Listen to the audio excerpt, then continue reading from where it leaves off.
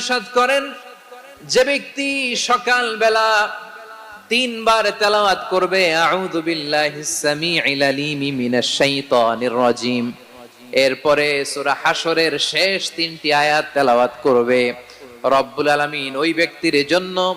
70,000 ফেরেশতা নিয়োগ দিবেন যারা সারা দিন ওই লোকের জন্য মাগফিরাতের দোয়া করবে।